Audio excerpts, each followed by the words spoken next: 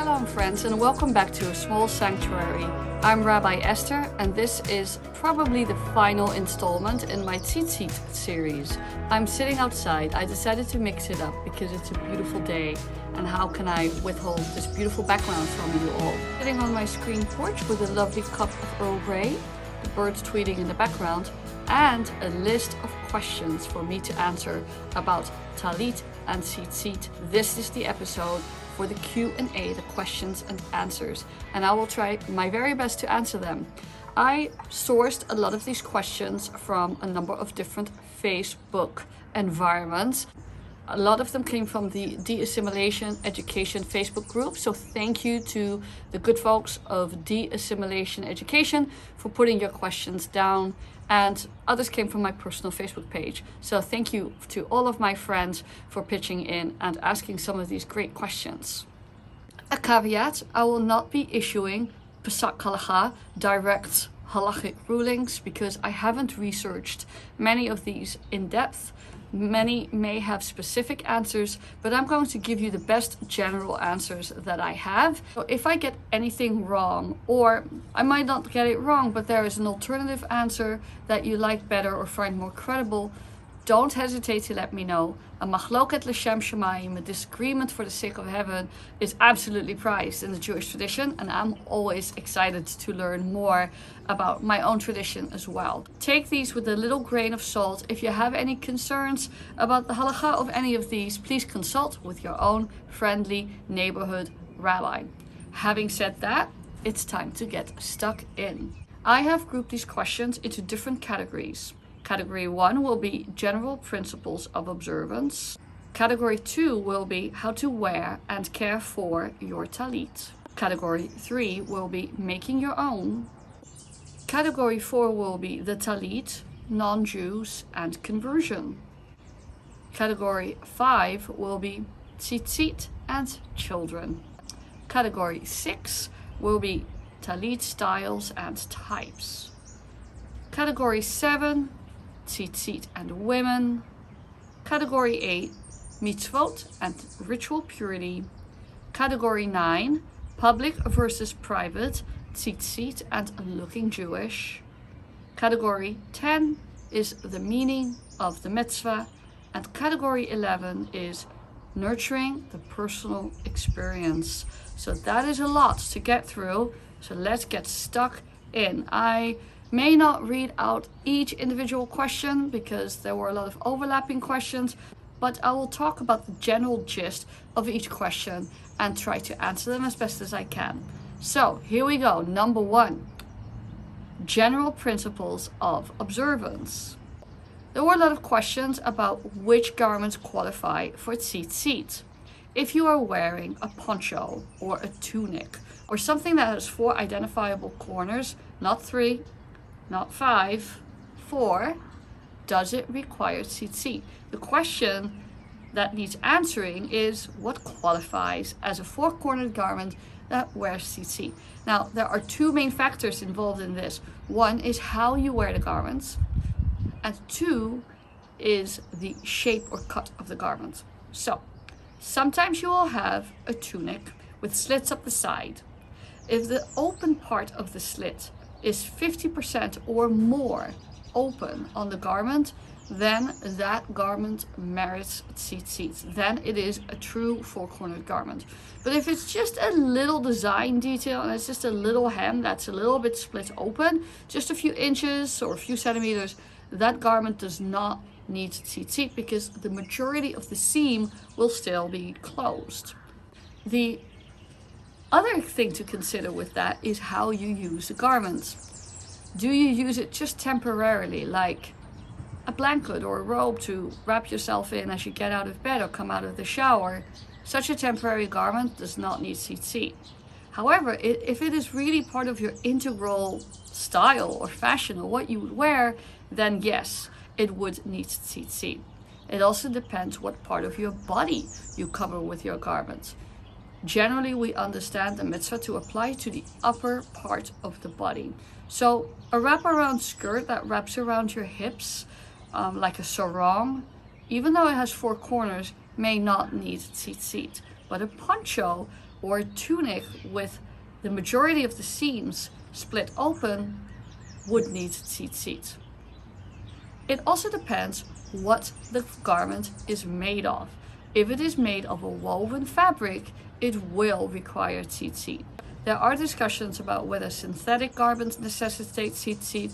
I would say yes. Some opinions say no. You can definitely get commercially produced synthetic talitot made of, rayon or nylon or other such fabrics, and they do fulfill the mitzvah. But if you want to get that granular, I would definitely ask a rabbi you know and trust. Generally though, fabrics that are not woven but that are made out of one single substance rather than spun threads that are woven into a woven pattern do not necessitate tzitzit. So leather and plastic and metal, if that would be a garment, would technically not necessitate tzitzit. So your rain poncho with 4 corners that is made out of plastic does not need tzitzit. But that beautiful poncho you got in a fashion store or whatever that is made of woven material would necessitate tzitzit if it has 4 clear-cut corners at a right angle each. If the corners are rounded, it does not need tzitzit. What is the history and meaning of tzitzit? Someone asks. For that, I'm going to refer you back to my previous videos. I will link them down below, where we talk about this extensively. Yes, there was a shift at some point during Jewish history where the tallit became a sacred garment and transitioned into becoming a prayer item. And I do talk more about that in a previous video as well. Somebody asks if it's really necessary to have techelet, the blue thread. I talk about techelet in the previous video, which will be linked down below, but the answer is no. Techelet can be expensive. There are 2 main types of techelet on the market. One is the patil techelet, which is made from the mollusk. I talked about that in the previous video. That tends to be quite costly. There's also the ratzinger techelet, developed by Chassidim from the Ratziner tradition, and it has a vegetable origin. It is a less true dye, and that comes at a much lower cost. So depending which halakha you choose to follow, you do have a more affordable option. So it's up to you, but you do not need to add techelet to your tzitzit in order to fulfill the mitzvah of tzitzit. And I'd wager to say that most people don't, especially when these are tzitzit for daily wear rather than a beautiful talit that they wear in the synagogue at prayer. Can you tie your own tzitzit? Absolutely, yes. I have a video on that too, so I will link to that one as well. It is really special to tie your tzitzit. The only thing you need to keep in mind is when you tie your tzitzit, you say L'shem mitzvat tzitzit, for the sake of the mitzvah of tzitzit. It's a special sacred intention that you say before fulfilling the mitzvah of tying your own tzitzit, and then by all means tie away. It's a good skill to have because they do unravel, they do untie, especially in the wash, and you can retie them. What's the deal with the different tying styles? That is a complicated topic, and I'm not going to go into any great detail. But basically, different communities, Sephardi, Mizrahi, Ashkenazi, different types of Hasidic communities, have their own number of knots and windings and the symbolism attached to them. And you can find guides for these on the internet. I produce videos from an Ashkenazi perspective, so that is what I know and that's what I follow. And for the Ashkenazi style, it is 2 knots, 7, 2 knots, 8, 2 knots, 11, 2 knots, 13, 2 knots. But you're certainly not beholden to that style. There are different ways of tying tzitzit. Why do some people put the talit over their head during the Amidah, or maybe even when they get a call up to the Torah and Aliyah? It is to heighten their intention, to share that this is a sacred act, And there is this beautiful, delicate balance between the public-facing aspect of wearing a tallit and the private intention with which you wear a tallit. Because as soon as you drape it over your head, you're kind of cordoning off your own spirituality, your own connection with the divine in that moment. And that is why people do that. Especially if you're a prayer leader and you're standing in front of everyone else, it's nice to be able to do that. Pull it over your head and create some quiet space for your own prayers and reflections. I've gotten a fair number of questions about the different styles of tallit with regards to scarf versus cape, which one is more authentic. And I think that sometimes we in the Jewish community can get a little, judgmental about this, or we tend to associate it with certain types of Jews. But let's break all of that down and just see the mitzvah for its own sake. Different communities have created different styles, presumably depending on the fabric, the type of fabric, silk versus wool versus cotton versus linen even potentially, preference, aesthetics, and interpretation on how to fulfill the mitzvah. In traditional Ashkenazi communities, there is this notion that you need to be surrounded by your tzitzit. So the 4 tzitzit surround your body. 2 at the front, 2 at the back. And that leads to the cape style being draped across the shoulders. 2 quarters are flipped across the shoulders in the front, 2 are flipped in the back.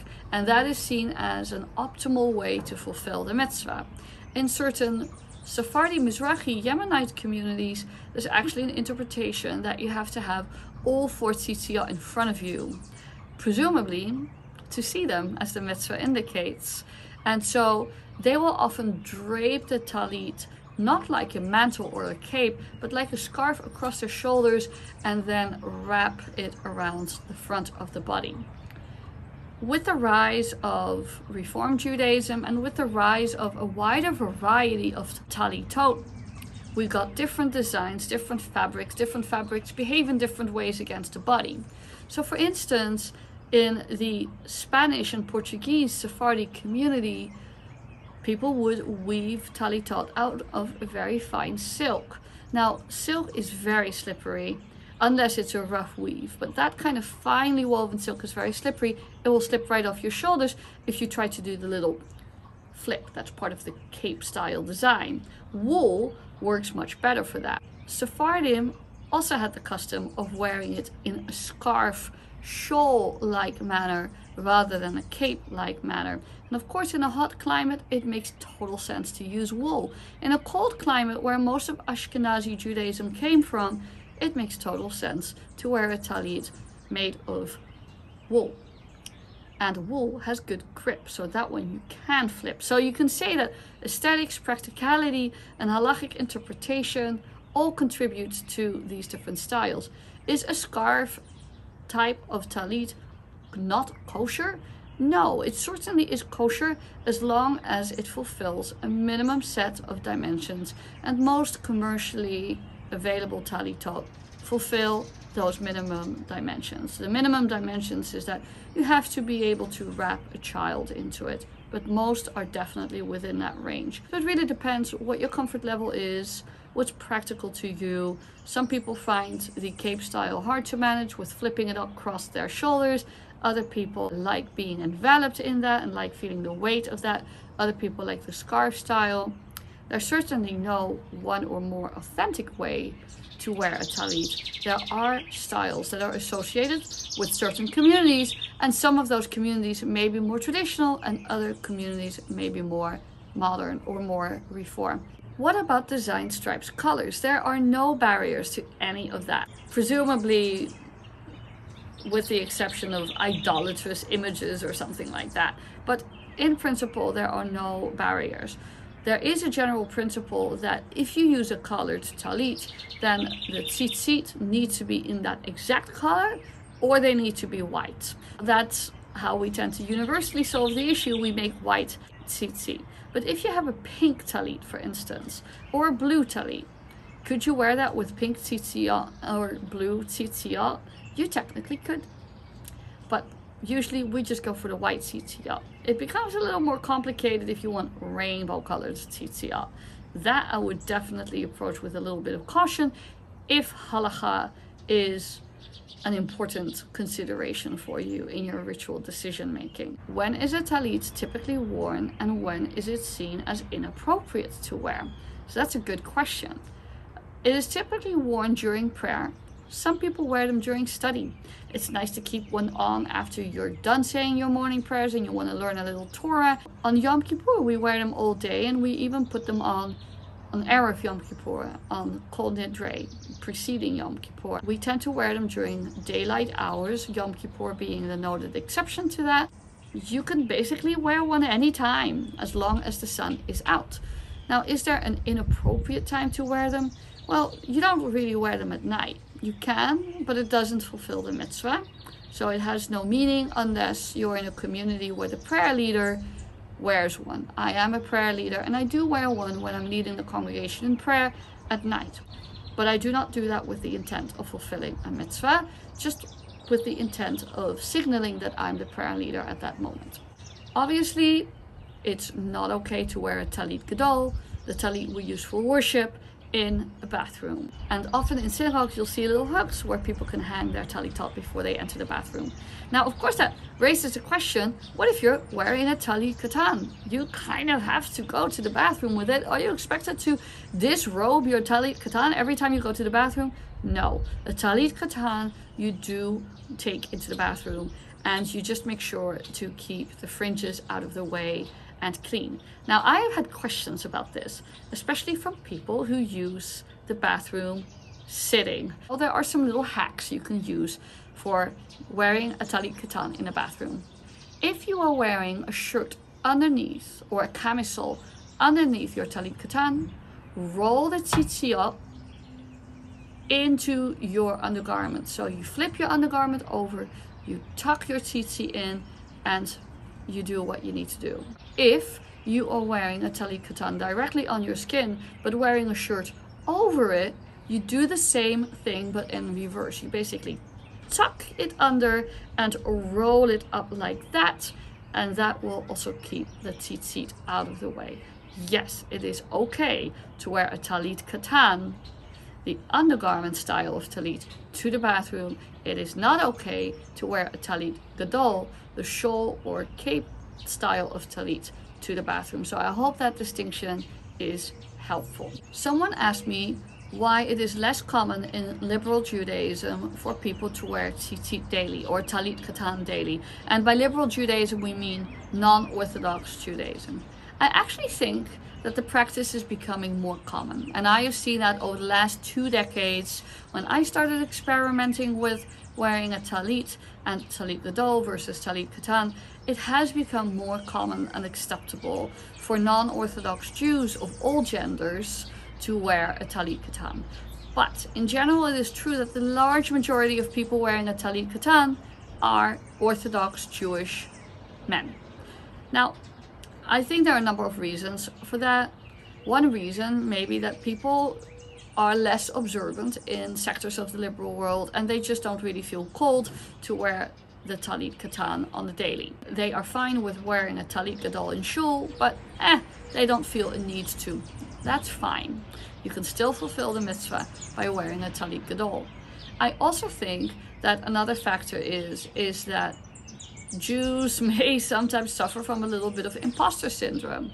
Do you feel like you're being holier than thou, or more pious, or more overtly pious if you're wearing a talit katan on the daily as a non-Orthodox Jew? That might inhibit you from doing so.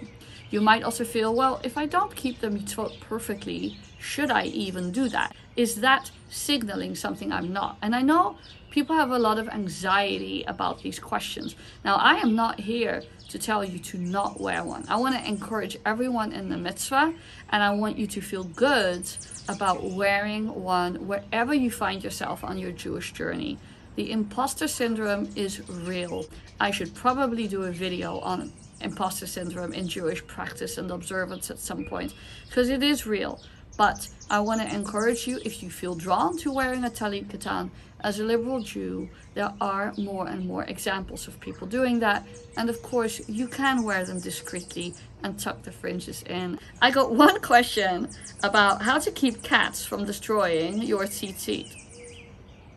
Sorry, man.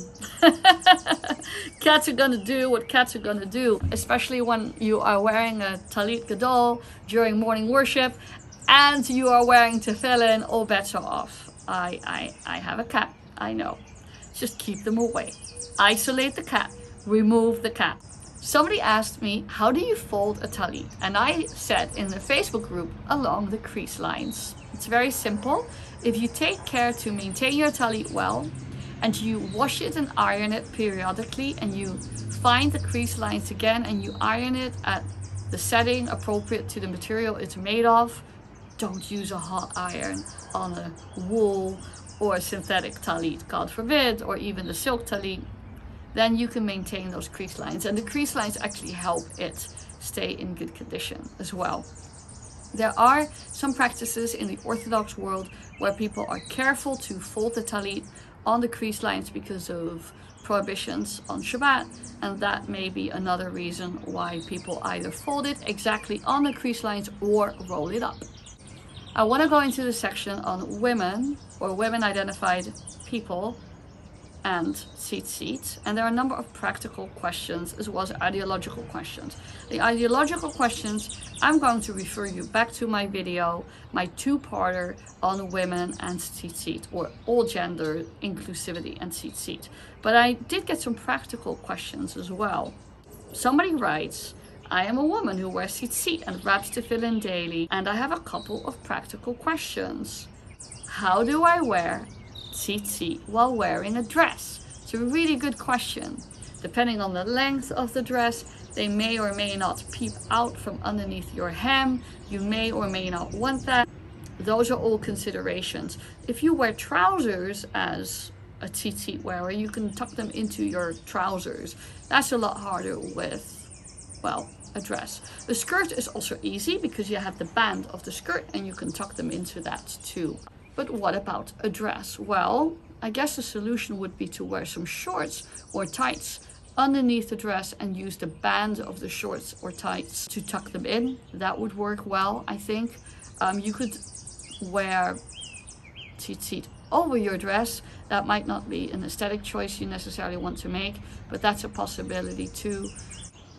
Tzitzit and necklines. Is there a minimum shoulder strap requirement for them?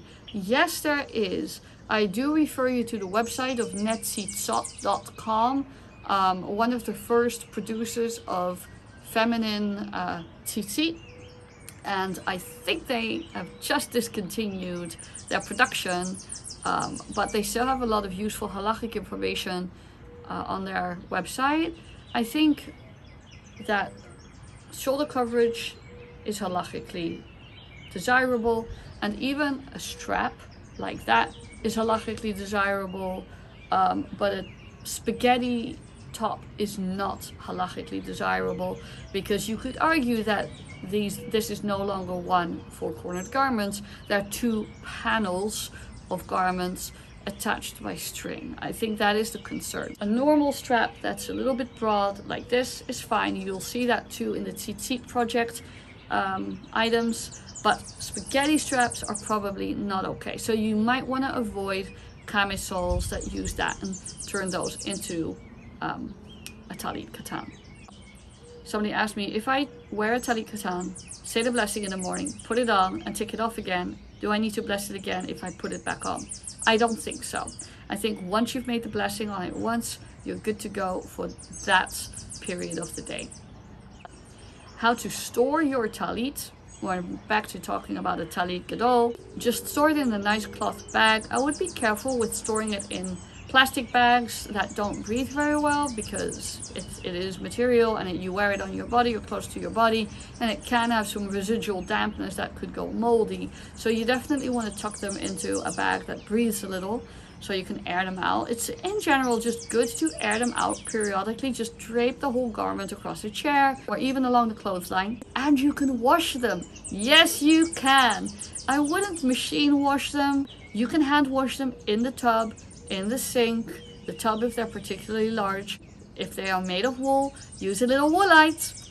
You can just wash them like any other garment, and I recommend that you do. Why? Because nobody wants a stinky tallis. And also hidor mitzvah, for the beautification of the mitzvah. So I wash my talit gadol about once every 6 months, once every year, depending, you know, how much schmutz there is. But I do wash them annually. Iron them a little bit, and you're good to go.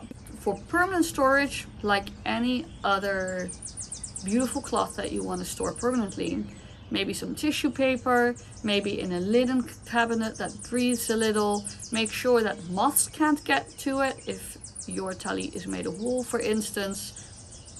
If you know how to store a beautiful tablecloth or bed linens, you can store a talit long term as well.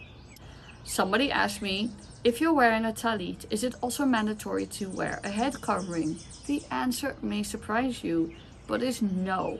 A Tallit Tzitzit is a mitzvah from the Torah, a Doraita mitzvah. A head covering is a mitzvah from rabbinic practice, a mitzvah de Rabbanan. Yes, it is a custom that has accrued the near status of halakha, wearing a head covering, that is. But it's actually not mandated to the same degree. So if you are uncomfortable with wearing a head covering, but you would like to wear a talit, go for it. Can you use your talit cover that you used for your chuppah to wear in prayer? Absolutely. Absolutely lovely. What a lovely continuity from a sacred moment in your life to a sacred moment of prayer. You can absolutely do that. And vice versa. You can use a special talit or an heirloom talit for the chuppah.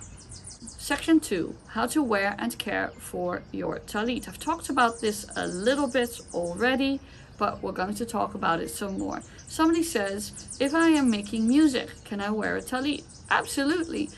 There are some practical considerations. If you're playing guitar, if you're drumming, etc. Can you tuck it away? Can you secure it with your guitar strap? That's always a challenge for me when I play guitar on the bima and I have my guitar strap and I make sure to tuck my talit under that. But there is no issue. If you can manage the practicality of it, go for it.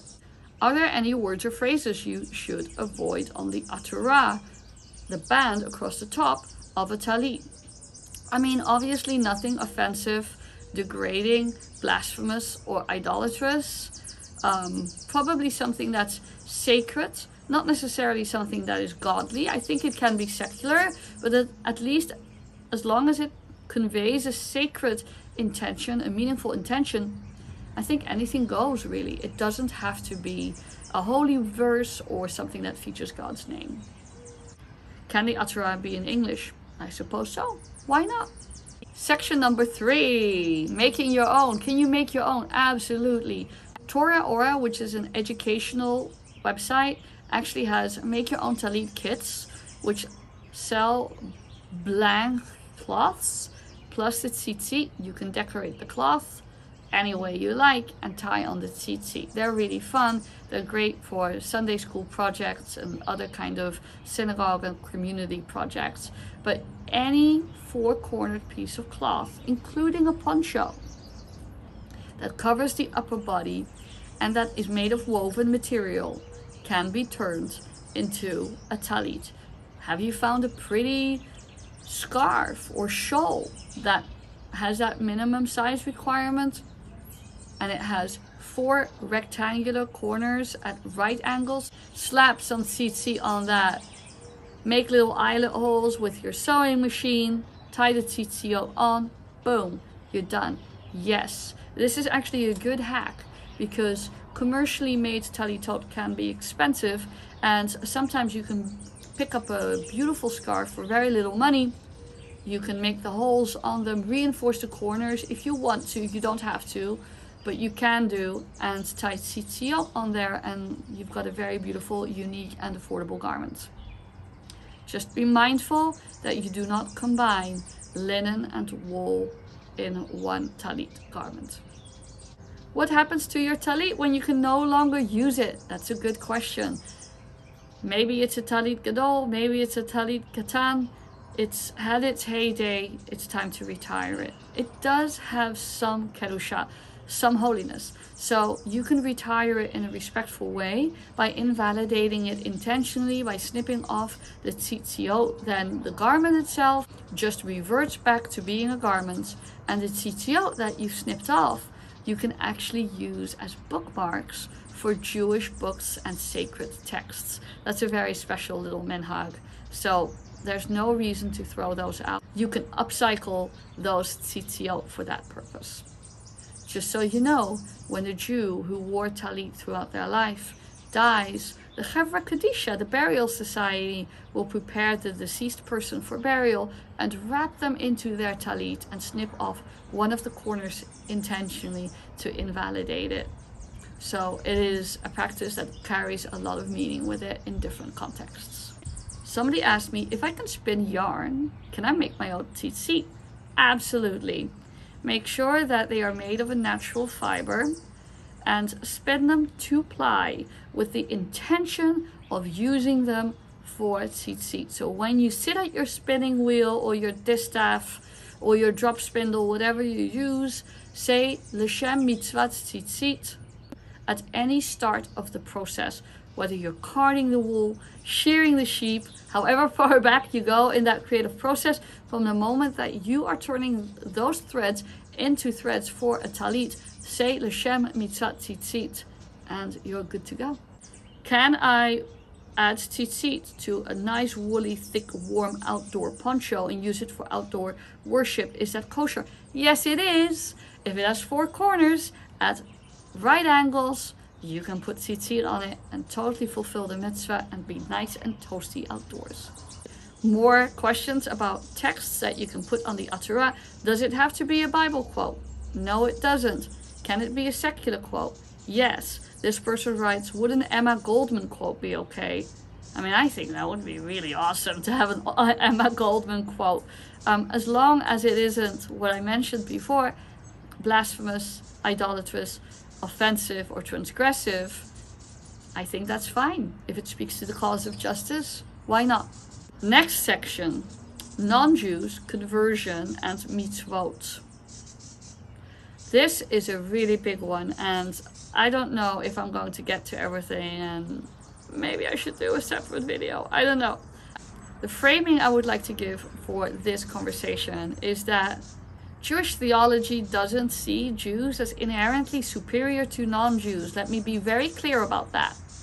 We do see Jews as having different obligations from non-Jews that are part of the covenant. You can acquire Jewish status through conversion, or you can inherit Jewish status through birth.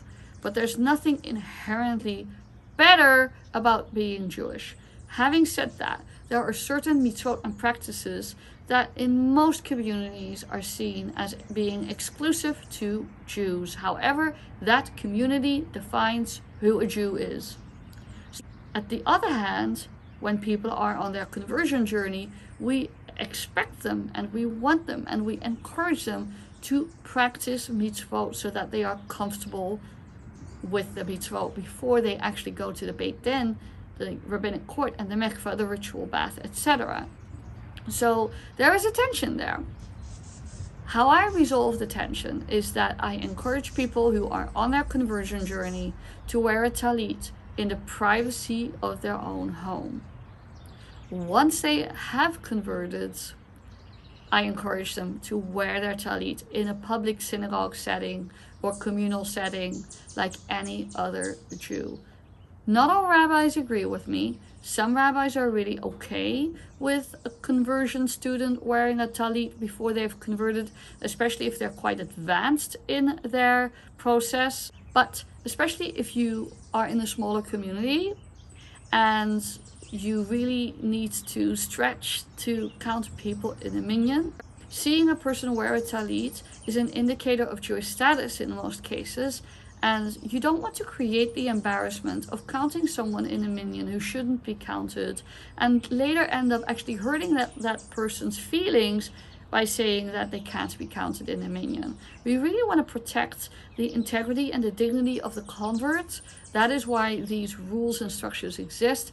They are not meant to be exclusionary. They're meant to be clarifying so that a community knows what's what, and we don't actually have to be confrontational or put ourselves into embarrassing situations. I think that's really important, and it's a really important point to understand. And that is why I say, as a congregational rabbi, by all means, wear a tallit at home, with your buddies, with your friends, whatever, in the privacy of your own situation. Get used to it, enjoy it, relish it, have fun with it, enjoy it. If you are at a synagogue service, I would encourage you to wait until after your mikvah and you've truly acquired Jewish status. Having said that, it goes without saying that a person who converts to Judaism is a Jew, and once the conversion is complete, they are as obligated in mitzvot as anyone else. I also want to say a few words quickly about cultural appropriation and conversion, and this is a very big topic. And by the way, let me know if you want me to do a series on conversion. Leave a comment down below, say conversion in the comments below, because it's a big topic and I get questions about it all the time. I don't think that preparing yourself and your practice for conversion is cultural appropriation.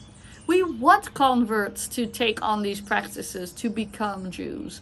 So if you have the intention of converting, or you're seriously exploring Judaism, I don't think it's cultural appropriation to buy a tallit and experiment with it. If, however, you are part of another faith tradition, then I do think it's more of an issue, and it can be seen as appropriative, even if you feel like you're grafted into the Jewish people through the covenant through Jesus Christ. If you're a Hebrew root Christian, I would caution you to be very sensitive around this mitzvah and Jews, because it really is a covenantal marker for Jews who do not believe that Jesus is the Messiah, who practice one of the normative forms of Judaism, and Hebrew root Christians. I can't stop you from wearing a tallit. They are commercially available, but I would just caution you to be sensitive about what you are claiming as part of your faith path. There are messianic tallitot. I get a lot of questions about these because they do exist. What's the deal with the messianic tallit? Some tallitot that are commercially available, especially on places like Amazon, are actually made for the messianic or the Hebrew roots community. Messianic Jews or Hebrew root Christians often like having tallitot that refer to Yeshua, that refer to Jesus, on the corners, or the atura, the band across the neck part of the tallit. This is not kosher. This is seen as idolatrous in normative Judaism. I would consider such a garment idolatrous. Sometimes the verses are in English and they're easy to identify. Sometimes they're in Hebrew and they look different from the standard bracha, blessing, that you would find on a Hebrew tallit.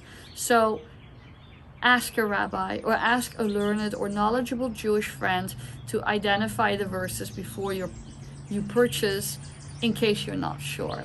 There are stories every year of people who buy them for a bar mitzvah or whatever, and we can't use them. They are idolatrous. They are professing faith in a human who we do not consider divine or God. We believe in one undivided, singular, divine unity. And sorry, but Jesus isn't part of that, and nor is the Trinity. So just be aware. Caveat emptor, buyer beware. I also got questions about belt loop tzitzit, that again in a corollary you see in certain non-Jewish spaces who like using the mitzvah of tzitzit for their own spiritual practices, which they claim are Bible-based. Those are not kosher. First of all, a belt is not a four-cornered garment. You do see commercially available tzitzit, often in really funky colors. The idea is that you loop them through the whole of your tallit and thread them through without actually knotting them through, if that makes sense. So you have the knotted fringe and then you have a loop, and you fumble it through the eyelet, and then you loop it round and pull it through. Is that a kosher way of attaching a tzitzit to a four-cornered garment? And the answer, I think, is no, because it's not a permanent attachment, it's a temporary attachment, and that is not how we in the Jewish community ever tie tzitzit. So no, you have to tie the strings in and then knot them to secure it permanently.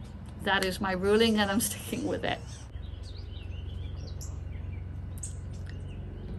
Somebody has a question about my non-Jewish spouse often comes to services and the usher hands him a tallit. It seems weird for him to say every time, "I'm not Jewish." So I just told him to take it and wear it. Is this okay?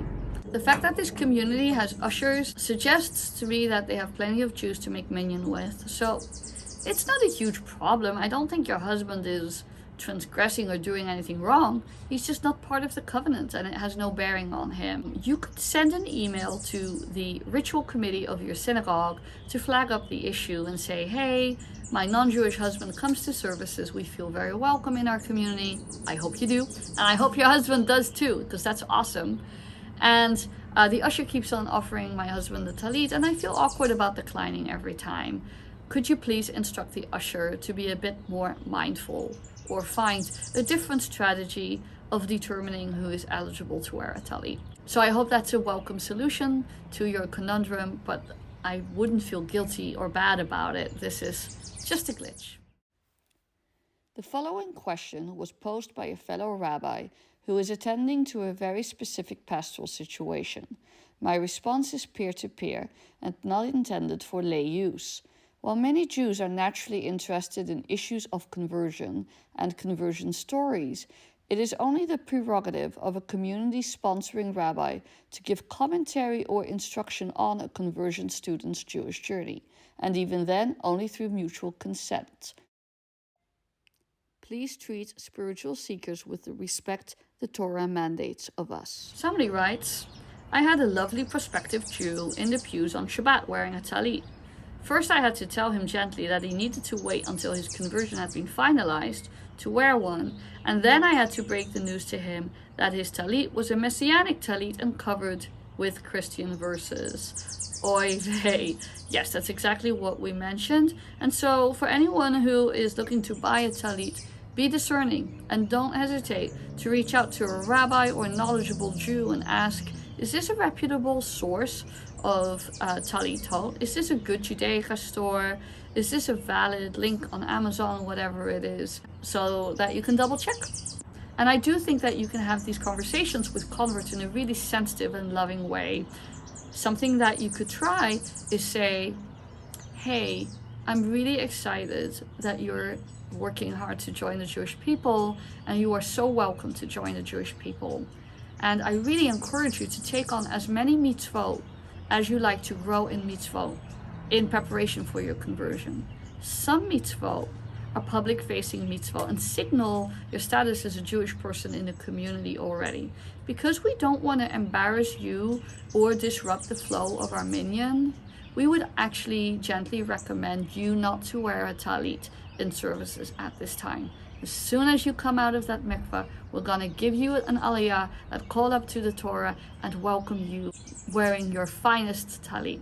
Until that point, I think it's better if you wear one in the privacy of your own home. And if you would like to do some learning with me, or you need a support buddy to help you figure out how to wear a tallit for your home practice, we can absolutely set you up to do that. Problem solved. Next section, tzitzit and children.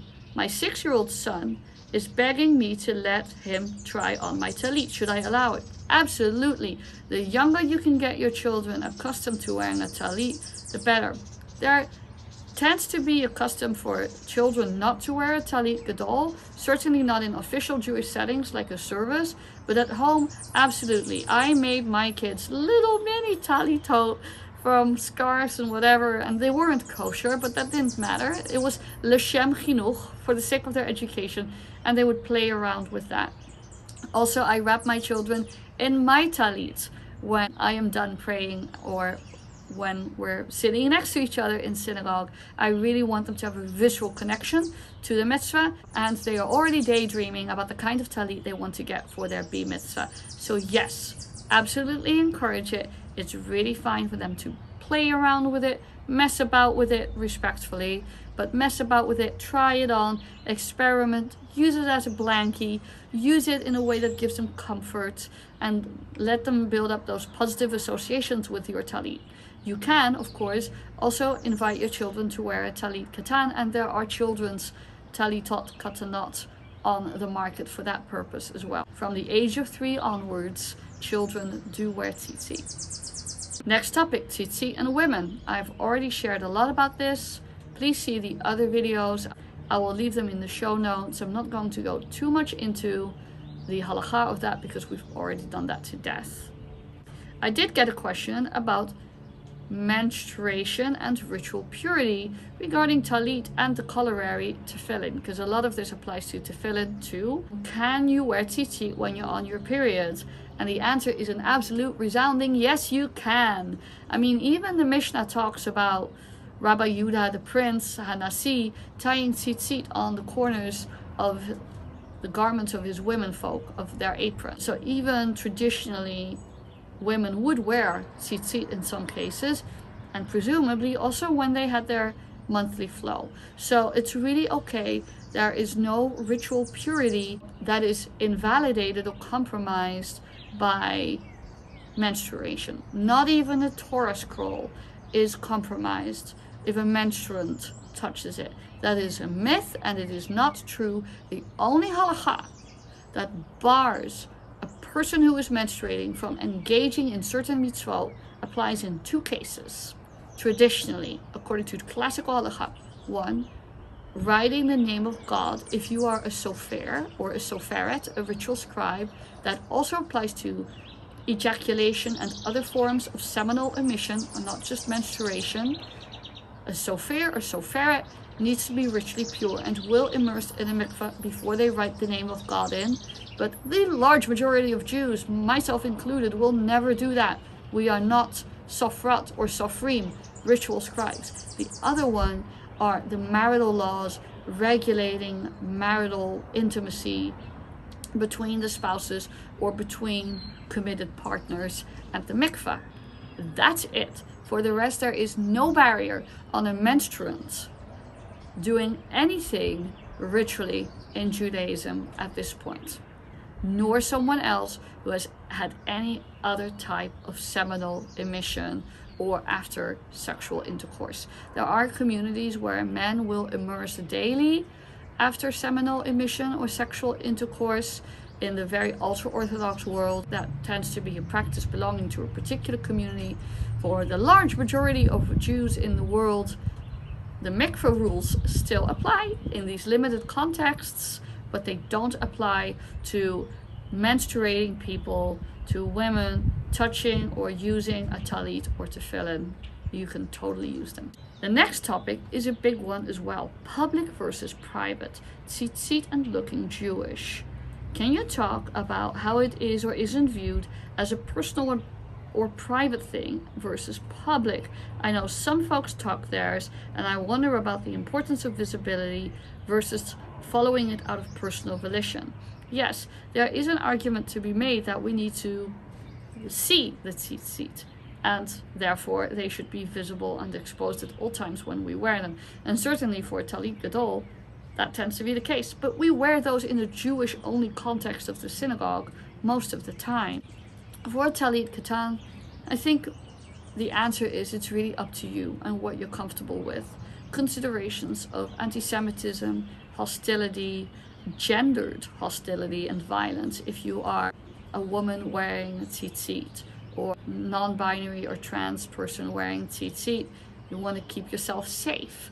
You want to feel comfortable. So it really depends. It's up to you. There tends to be unspoken sociological codes in the Jewish community, a little bit like, well, if you're not Orthodox, is it showy to wear tzitzit visibly? Are you pretending to be more pious than you are? I've already addressed that, so I'm not going to revisit that. But I just want to note that those perceptions can exist. But you fulfill the mitzvah as well, even if you don't technically see them, because you know they're there and you have a consciousness of them. So it's really okay to hide them if you want to hide them. But by the very same token, it's also completely okay to show them if you're proud and you feel safe and confident to do so. I think that's awesome, and go for it.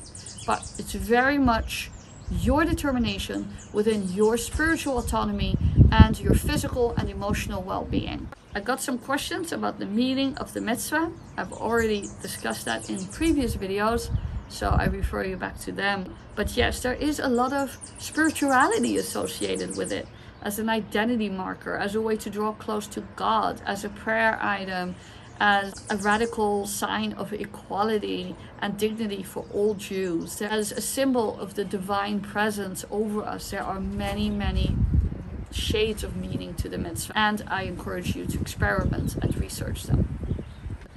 And lastly, I just want to share a little bit about nurturing the personal experience. Somebody writes, for me, the process of making the tallit, this person writes, choosing the design, sourcing the material with help from friends and family, learning skills like sewing eyelets by hand, following Rabbi YouTube to learn how to tie tzitzit, and the whole extra process of posting pictures of the day's progress on Facebook and getting to chat about it with supportive and enthusiastic friends.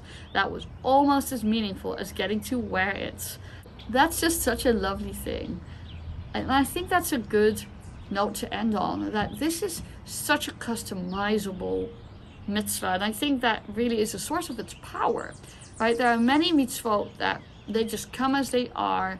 Tefillin, they come as they are, slightly different sizes, but tefillin are tefillin. They're black, they're boxy, they're leather, they're square. That's it, folks. Can't really customize tefillin. But the tallit, because it's part sacred item and part garment, you can really personalize it and imbue it with such personal connection and such personal meaning, and really make it your own on your own terms. Weave your identity into it. Weave your Jewish journey into it, your personal experience, your personal views, your personal way of being Jewish. It really lends itself to that wide range of personal expressions. And I think that makes it all the more precious to God, all the more precious to the Holy One of Blessing, to see us adorn ourselves in our talitot and wear them with pride and joy and creativity. So be creative, shake off that imposter syndrome, wear yours with confidence and pride, and enjoy the mitzvah. This is a really long video. I am wondering, do you want to hear about my own journey with Tallit and Tzitzit? If you want to hear about my own journey with Tallit and Tzitzit, leave a comment below and I may consider doing one more video. If you want me to address other Jewish topics, including conversion, which I mentioned earlier, leave a comment below. What should I do next? Should I do Shabbat or conversion? What should my next series be? Shabbat or conversion or something else? Let me know. I hope this was an incredible learning journey for you. I look forward to interacting a little bit in the comments. I have some new subscribers, so welcome aboard. I'm really happy to have you all on board, and I look forward to seeing you in the next video. Peace and blessings. Shalom uvracha from my bayit to your bayit. Bye.